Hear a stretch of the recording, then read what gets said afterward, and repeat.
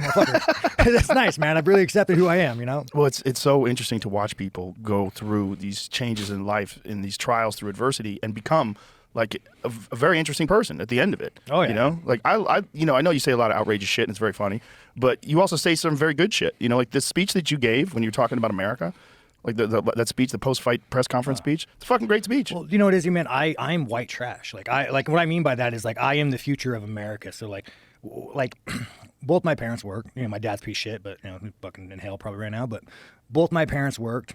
They made good money, but we were poor. We were poor because after the cigarettes, the bars, and the fast food, we're fucking poor. I mean, like, you know, we had like fucking. I can't tell you. You'd find a piece of paper and you wrinkled up. You use that as fucking toilet paper. You know, it's every time I wipe my ass with a piece of fucking paper, you get laying around. But this is like, it's like this unholy alliance that corporations are doing to America. They want women working, they want lower wages, and they want more consumerism. And it's like, I don't mean it like, I'm not sexist, like, oh, put women back in the kitchen, you know, they suck. And I love fucking women, you know, take off the burqa, wear a fucking bikini, and huzzah. but you know what I'm saying? But we're truly like in a weird time to where like corporations are eroding values of America. Well, they act within their best interests. And their best interests. You know, I've seen movies back in the days. I don't remember which one it was, but it was like kind of predicting that it would be corporations that would run everything. And that's where we're at, really. You know, quickly, I just want to say this. You know what I don't get with this whole thing where they say this is not good for advertisers or whatever? I never got that. It's like, I, as a viewer, when I watch something, let's say I'm going to watch Sean Strickland and in comes a ad for Coca-Cola. I don't associate Coca-Cola with Sean Strickland just because I saw a Coca-Cola ad before I saw Sean speak. Do you know what I mean? I don't really buy that stuff. I think they're just using that as an excuse to stop people from speaking their minds. They're like, we don't want to be associated for that, you know, with that thing, whatever. It's nonsense. Any sane person that sees an ad from any company before whatever it is they're gonna watching knows that they have no connection. So I call BS on that whole thing. Eroding values of America. Well, they act within their best interests. And their best interest is to money. keep people consumers and make sure that people just pay attention only to stupid shit. You have Walmart in your phone now. You want to go. I mean, I can't even me. I'm to blame. There's some times, you guys, where I'm like, maybe I'm a little depressed. I don't know. I'm fucking just in a bad mood. I'm like, I'm gonna go on Amazon. Let's see what the fucking Amazon fairy is recommending me today. Maybe I could find something that'll give me a little serotonin boost. Find some happiness in a one click. Yeah, and then so it's like and then on top of that, now we go full circle. You have two parents working, and I'm going mostly on the West Coast.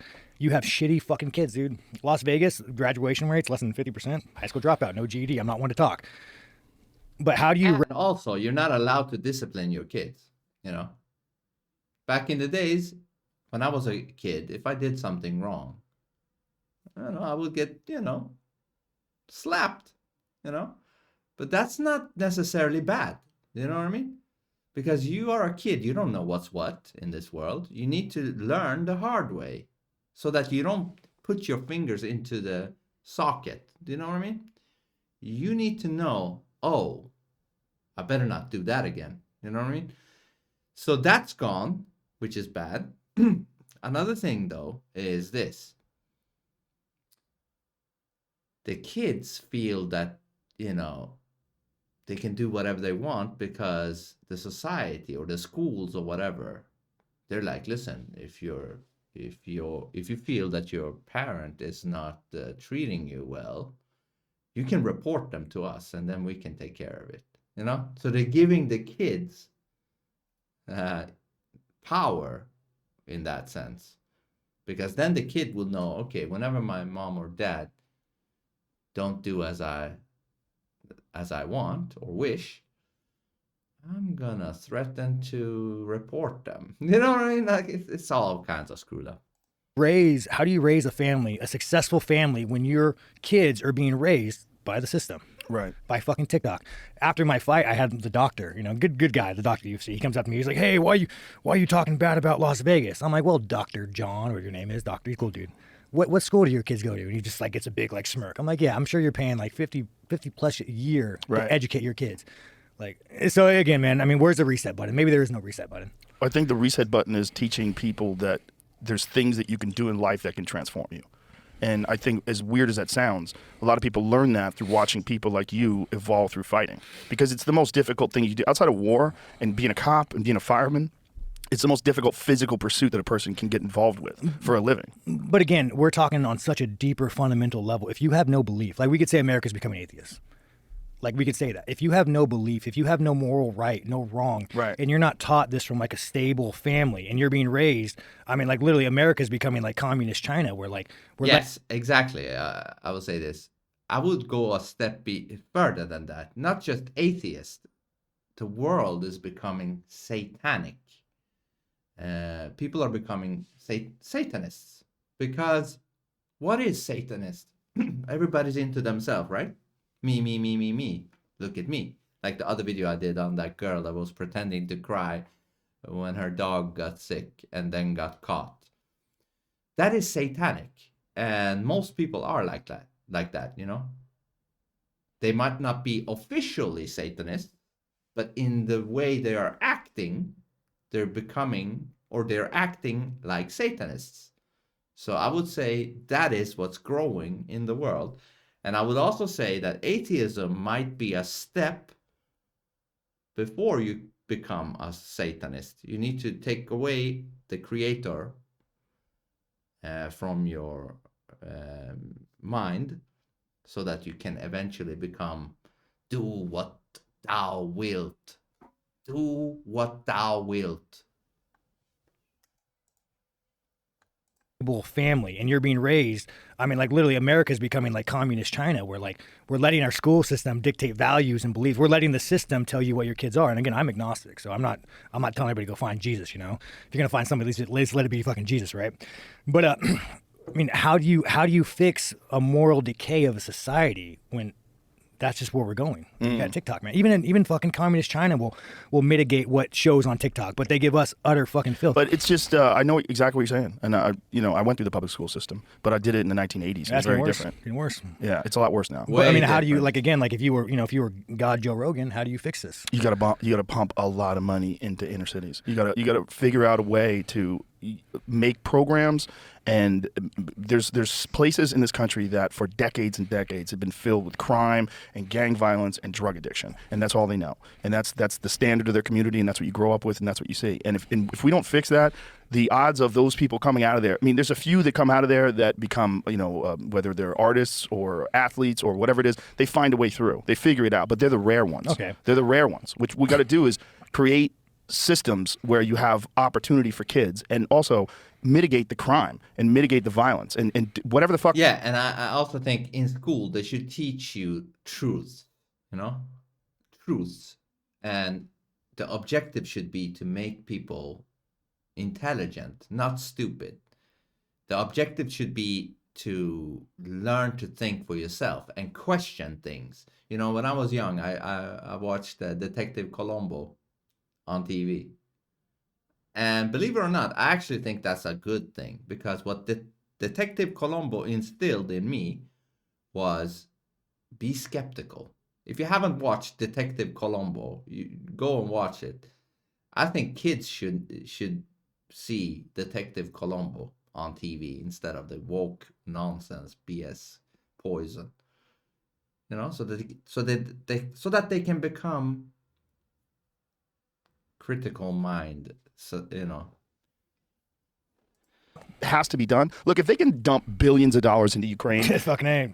if they could dump billions of dollars into, I mean, there's so many different things that they pump money into, but they've never pumped any money into Baltimore. They never pumped any money into Detroit. Like, try to figure out a way. Like, if you can, like, think about like what Halliburton did during the Iraq War. They got these no-bid contracts where Cheney was the fucking CEO of Halliburton. He becomes the vice president of the United States, and then the company he worked for gets these no-bid contracts to rebuild shit we blow up. Which is wild, but there's profit in that, right? 100%. So what about figuring out a way to funnel that profit into fixing inner cities? Yeah. If we have less losers, we have a better America. Yeah. And if you give people more opportunity, you have less losers. You know, so even let's go on the smallest scale of sex. Like, how old are you, Joe? 55. When was the first time you started watching porn? Can I ask that question? Yeah, it was VHS tapes came out when I probably was like 15 or 16. Okay, so I mean, we had my brother. So my brother's a few years older than me, so he remembers things that I don't. But he'll like tell me. I'm like, oh shit, I forgot about that. So I was watching porn in like early elementary school, like first grade, second grade, like because we had like a communal porn box. Oh yeah, like, like my dad. Dude, that's crazy. I remember I was like maybe 12, 13, and I saw a ripped Playboy magazine or something somewhere in the woods where somebody had jerked off to it. That didn't matter. I was like, you know, right? But that's about it. The amount of sex that has been displayed in this society is absolutely, I think it's sick, and I think it's making the whole world sick. You know what I mean? I think it makes the whole world sick. My dad had this like an old school water heater box and just stacked with fucking porn, right? So you kids don't know about this, but we had like the communal VCR. So like you would go to watch Aladdin, you know, and all of a sudden like Buttfuckers 29 is on the fucking TV. So I started watching porn when I was like, I don't know, I was jerking off to fucking third grade, dude, my fucking third grade teacher. But I was surrounded by that, right? So I'm at this moral decay, and it was like, and I was the odd one, man. Like I had to go fucking find the porn. I had to go fucking. My brother always jokes that like when he would like take my dad's porn tape out of the VCR, he would always have to rewind it to where he started, so no one knew he was watching porn. But then he jokes, he's, oh man, I always know where my dad's coming now. You know, when you come, you just shut the fucking thing off. Oh, that gross. But so yeah, right, fucking yeah, dude, my dad was fucking. I'm surprised I'm not more fucked up, but you know, so. What I'm saying, is he alive now? No, he died of cancer. It's actually fucking, I'll tell you. But it's kind of funny. Like, so I'm an oddity. I'm jerking off from a little fucking kid. You know, I'm an oddity. Like I'm fucking violent. But now, dude, you give a little kid a cell phone, and you have two parents working. Next thing you know, I mean, you fucking go on Instagram. You got titties. Dude, I always thought when this whole thing started with the smartphones, I was seeing little 6-7-year-old kids in the store walking with their parents with that thing. I was like, how is this illegal? How is this legal? How the F is this legal? They should not be looking at that. You know why? You know why? That's like Pandora's box. They can literally see anything through that phone. Take that in for a second. Because you as a kid, you're not supposed to see everything. You're supposed to see a limited scope of reality. You know? Because that's also healthy. Because as a kid, you need to have a moment in life where you're not exposed to the true reality. I think that's important to maintain your, you know, innocence for a moment. You know what I mean? That's probably why we lie to the kids and say Santa Claus is real. You know it's bullshit. But you want them to believe in some, you know, fairy tale thing before, you know, they come to an age where it's impossible. And now they're gonna have to go through the hard reality of life. So give them a smartphone. That's disastrous. You know what I mean? That's absolute disastrous. And also, one other thing, maybe that's why the kids don't respect their parents anymore. Because back in our days, in the 80s and the 90s, we had to ask the elderlies for advice, right? These kids don't need that.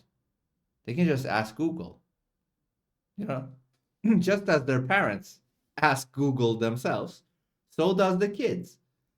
And so then probably they don't feel the need to ask their parents about anything, since Google does that for them. Then they won't get the respect for the parents that they should have. This whole smartphone thing is a crazy thing. titties in your face. Like now we're like working. Next thing you know, I mean, you fucking go on Instagram, you got titties in your face.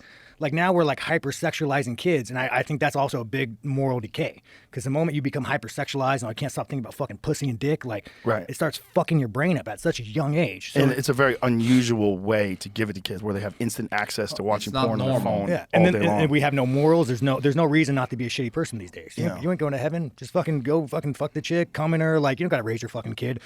So I think one of the best things we can do as a society is mitigate sex, because that is like the gateway to like, that's why we want to make money. That's why kids want to sell drugs. That's why kids want to go fucking party. There's no fucking pussy. Like, you know, no one fucking like, no one, if there was no fucking pussy, no one's going to a party. Like, why the Right. fuck, why do I want to go to a party and drink? I'm going to go to get fucking pussy, you know? Right. Yeah. I always joke. I say no one shoots up a school because they had too much fucking pussy. That's true. But there are some good things about it. There are some good things about it. You Oh, know? for sure, there's good things about it, but it is weird when it's like hypersexualizing kids. Bro. It's not good. And then like you go and you, another thing that's weird about this whole internet and smartphone things is that whatever we think or say is now, how do you say it? It's recorded. Do you know what I mean? Back in the days before the internet, whatever you said was said into the ether and then gone, right? Now you say something or you type something, it's recorded. And somebody can go back to it. Even though you might have changed. You might have changed, grown out of it, or maybe you were just having a stupid time saying that. But now you will be judged for that in real time, in the now, even if it's 10 years ago. You said this. That means you are what you said right now. That's sick. That's pretty sick. You know what I mean? you see fucking kids these days, like the shit they wear, like fucking, you put some fucking clothes on. You fucking like 16, your fucking titties are. That as well. When we were kids, you know, we had kids' clothes. The girls had like these carton like jeans. You know? Today, they dress as if they're a 25-year-old hooker or something. Listen, what they're doing is they're mixing in the kids into the adult world, making them one in the same. And that's not done on accident. No. That's done by design. out. Well, they're being told that that's what gets them attention. Yes. You know, and they see it all the time on Instagram when a girl has like 5 million followers and every photo is a picture of her ass. Assholes hanging out and shit. You know, like, fuck, dude. Oh, that's crazy. You a Norm Macdonald Yeah, I fan? loved him. I fucking love Norm He's a Macdonald. great guy, man. I love this skit about like being famous. He's like, what did we have to do after they went to the moon? You know, like you had to go to the moon to be famous. Now you just show your fucking asshole. Success, dude. You fucking, there we go, man. Yeah. True and, that. and you know what? Another thing. Fame used to mean something back in the days. It was like, oh, that person has done something spectacular. Hence why we're making that person famous, to highlight that spectacular thing that they did. Not anymore, though. Just as he said, take out your ass and you have 2 million followers and you are now famous. Also, I want to also say this, just to dissect what fame really is. What is it really? It's just people knowing your face, right? That's all it is now. And the internet and the social media has ramped that up like a gazillion times. So now there are a lot of people who doesn't even show their ass, but they're still famous because a lot of people saw them.